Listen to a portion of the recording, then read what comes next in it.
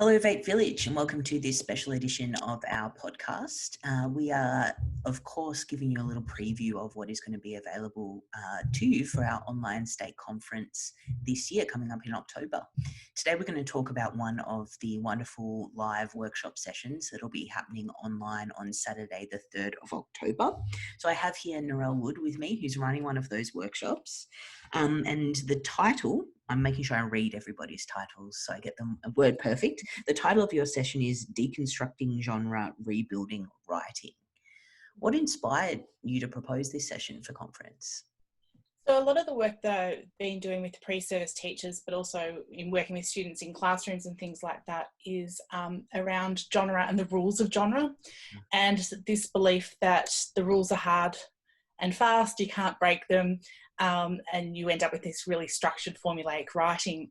And one of the things that started playing with is how we might use different genres as frameworks or models, deconstruct what was happening in the genre and looking at the conventions and then using them to rebuild our own writing, making deliberate choices, but also then having the options to subvert or leave out conventions depending on what we want to play with. And I think that's the whole idea, is that experimenting with writing and with conventions for purpose rather than seeing them as something that's really constraining.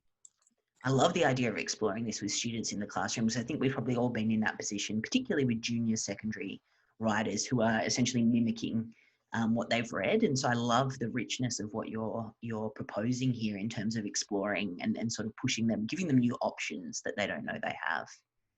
Yeah, and a lot of the rules we teach them is about skill building. So the wow word or the sophisticated vocabulary are really useful in extending students' vocabulary and again, playing with words, but giving them the options to play with what their words they're choosing for effect, and that sometimes big is exactly the word you want to use because you want your emphasis to be elsewhere, or that while you might want to describe size, it's not really significant to the story, so you want the reader just to move on.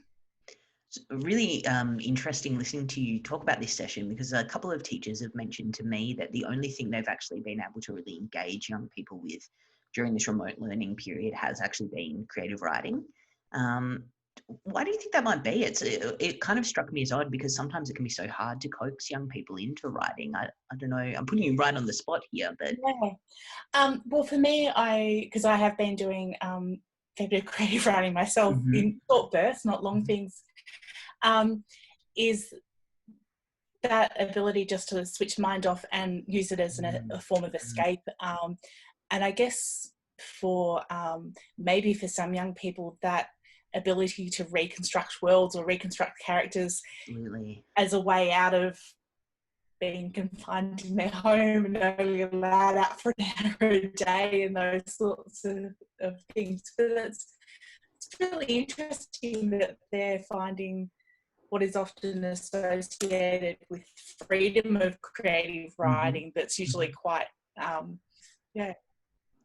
maybe also they've got the time, perhaps. Yeah, that's interesting. To think through ideas and... Yeah, and if they're not doing necessarily sort of synchronous classes, they might, because that's always one of the problems when you're trying to force young people to be creative in this exact 45-minute block. Yeah, it's really interesting. I also think with your session, you've actually preempted our writing competition theme for 2021. The theme is going to be stories that change, inspired partially by the social movements around the world, but also because we want young people to really feel confident to mess with some of those conventions of the genres they're writing in. So I love it.